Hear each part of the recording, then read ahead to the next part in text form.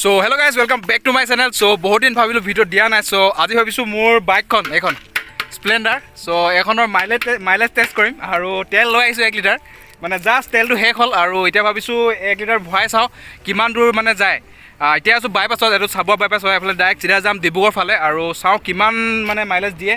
মানে মোৰ বাইকখন 2 বছৰ বেছি হৈ গ'ল অলমোষ্ট, তো ভাবিছো মানে বাইকখন 2 বছৰ যেতিয়া হৈ গ'ল মানে এতিয়া মাইলেজটো কমিছে নে বাঢ়িছে। চ' যেহেতু মানে পুৰণা হ'ল বাইকখন, তো মাইলেজটো বাঢ়িব না কমিব মানে সেইটো চাওঁ বুলি ভাবি পিনি আজি 1 লিটাৰ তেল ভৰাই চাম আৰু ভাবিছোঁ মানে মোৰ বাইকখন লৈ মানে অলপ লং ৰাইডত যাম, তো সেইটো কাৰণে মানে টেষ্ট কৰি চাওঁ কেনেকুৱা লাগে। আৰু মোৰ চালু আছে আৰু 1 লিটাৰ তেল আছে, আমি ভৰাই এতিয়া টেষ্ট কৰি চাম। তো আপোনালোকক দেখাই আছোঁ।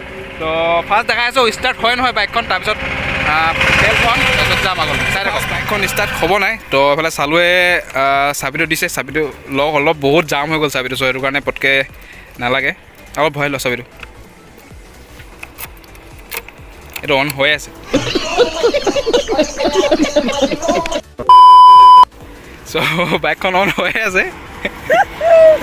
চ' এতিয়া চেল্ফ ডিপলি ষ্টাৰ্ট কৰি যাব চালুৱে।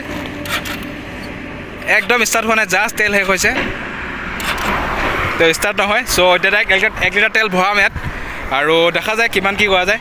এইটো হেৰিটো খোলা, তো 1 লিটাৰ তেল ভৰা যাব এতিয়া।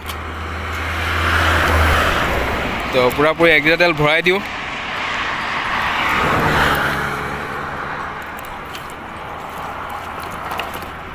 অ'কে,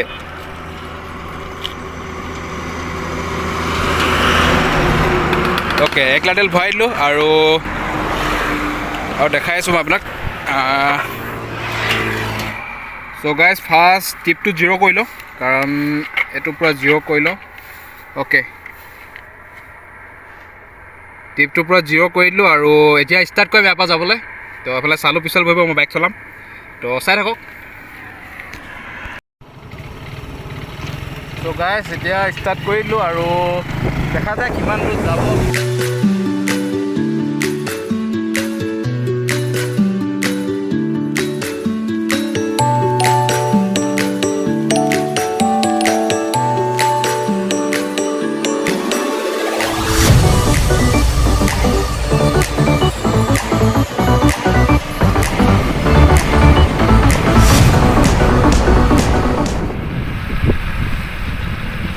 গাইজ আমি অলমষ্ট 10 কিলোমিটাৰ চলাই দিলোঁ আৰু আগত পেট্ৰল ডিপোটো আছে, পেট্ৰল ডিপোত পেট্ৰল ভৰাই লওঁ। যিটো 1 লিটাৰ বটলটো খালী আছিলে, চ' সেইটো ভৰাই লওঁ তেল, নহ'লে আকৌ ঘূৰি আহিবলৈ দিগদাৰ হ'ব, যিহেতু বাইপাছ ফালে গৈ আছোঁ। ত' গাইজ 10 কিলোমিটাৰ চলাই দিলোঁ আৰু আগফালে পেট্ৰল ডিপোত আছে, দেখাই দিয়া চালোঁ পেট্ৰল ডিপোটো। চ' আগত পেট্ৰল ডিপোত আছে, পেট্ৰল ডিপোত পেট্ৰল ভৰাই ল'ব লাগিব। মানে যিটো বটল খালী আছিলে 1 লিটাৰ বটলটো, তো সেয়াত পেট্ৰল ভৰাই লওঁ।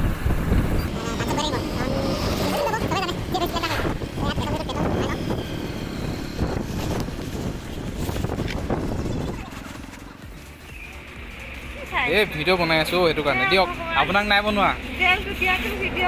অঁ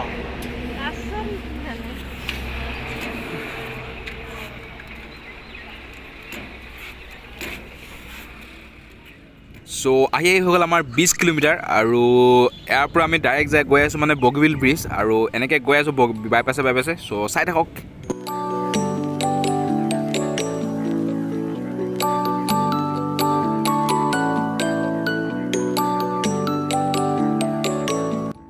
চ' গাইজ আহি পাই গ'লোঁ জগন্নাথ মন্দিৰ, মানে যিটো ডিব্ৰুগড়ৰ জগন্নাথ মন্দিৰ হয়, আৰু ওচৰতে আছে আমাৰ যিখন খনিকৰ পাৰ্ক, তো দেখাই আছোঁ। তো এইটো হৈ গ'ল আমাৰ জগন্নাথ মন্দিৰ আৰু ইয়ালৈকে আমাৰ হৈ গ'ল 20 কিলোমিটাৰ হৈছিলে, জাষ্ট দেখাইছিলোঁ 20 কিলোমিটাৰ, 21 মান হৈ গ'ল। এইটো হ'ল জগন্নাথ মন্দিৰ আৰু দেখাই চাই লওঁ। গাইজ ওচৰতে আছে এখন আমাৰ খনিকৰ পাৰ্ক বুলি কয়, তো খনিকৰ পাৰ্ক বুলি জনাজাত মহাত্মা গান্ধী শিশু উদ্যান। তো এইখন হ'ল খনিকৰ পাৰ্ক আৰু আমি গৈ আছোঁ চিধা ডাইৰেক্ট বগীবিল ব্ৰিজ, তো চাই থাকক।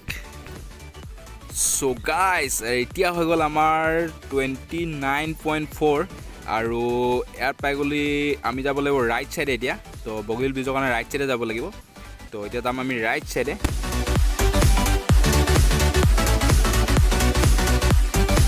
আৰু বগীবিল ব্ৰিজৰ কাৰণে বেছি দূৰ নহয়, তো দেখাই আছোঁ আপোনালোকক। মই ইয়াত দেখাই আছে বগীবিল ব্ৰিজ হ'ল 11 কিলোমিটাৰ আৰু 11 কিলোমিটাৰ যোৱাৰ পিছতে পাই যাম। আৰু আমাৰ হৈ গ'ল টোটেল কিমান কিলোমিটাৰ, এফালে হৈ গ'ল 30.4 হৈ গ'ল আৰু 30.4 কিলোমিটাৰ ইয়ালৈকে হৈছে আৰু অলপ আগত গ'লে টোল গেটটো পাম টোল গেটটো পোৱাৰ পিছত বগীবিল ব্ৰিজ আৰু এইখন হৈছে টোল গেটখন বন্ধ হৈ আছে নে ষ্টাৰ্টে কৰা নাই ঠিক গম নাপাওঁ মই চ' এইখন টোল গেট হয় আৰু বন্ধই হৈ আছে নেকি তো টোল গেটটো পাই গ'লোহি আৰু অলপ গ'লেই পাই যাম বগীবিল ব্ৰিজ চ' গাইজ ফাইনেলি বগীবিল ব্ৰিজ পাই গ'লোহি আৰু ইয়ালৈকে কিমান কিলোমিটাৰ আছে দেখাই আছোঁ আপোনালোকক চ' গাইজ ফাইনেলি বগীবিল ব্ৰিজ পাই গ'লোহি আৰু ইয়ালৈকে কিমান হয় দেখাই আছোঁ আপোনালোক 41.5 হ'ল 41.5 কিলোমিটাৰ মানে এতিয়ালৈকে চলি গ'ল আৰু অলপ আগলৈকে যাম আৰু ইয়াৰ পৰা ঘূৰি দিম যিহেতু আমি বাইপাছ দিকে আহিছিলোঁ পূৰা চিধা ৰাস্তা হয় আৰু এতিয়া মানে ডিব্ৰুগড় টাউন ফালে যাম যিহেতু ট্ৰেফিক থাকিব অলপ চ' সেইটো কাৰণে মানে দুইটা মিক্স কৰি দেখুৱাম মানে চ' তেতিয়া মানে ভালকৈ মাইলেজটো গম পোৱা যাব ত' ইয়াত গাড়ী বহুত চ' সেইটো কাৰণে মানে ভিডিঅ' বনাবলৈ বহুত অসুবিধা চ' দেখাই আছোঁ মাইলেজটো কথা অলপ আগত যাম তাৰপিছত ঘূৰি দিম আৰু চাই থাকক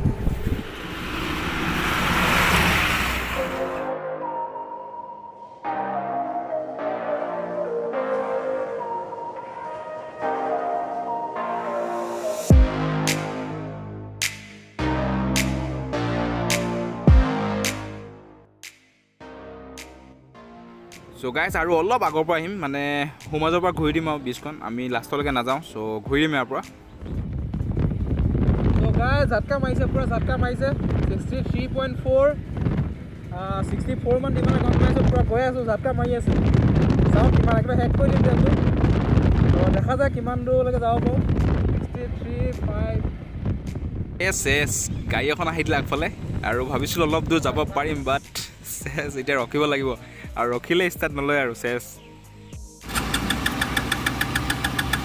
63.9 ইমানখিনিয়ে যাব 63.9 মানে 64 64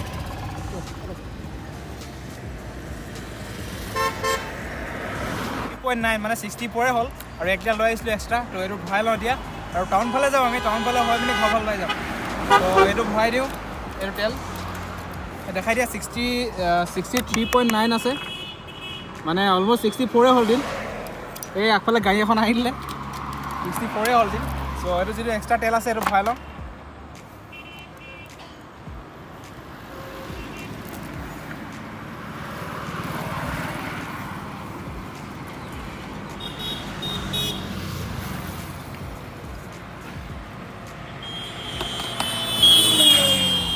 অ'কে এতিয়া যাব লাগে টাউন হৈ যায় পিনি এইফালে ওলাই যাম কিবা এটা খাবও লাগে ভোক লাগিছে চলো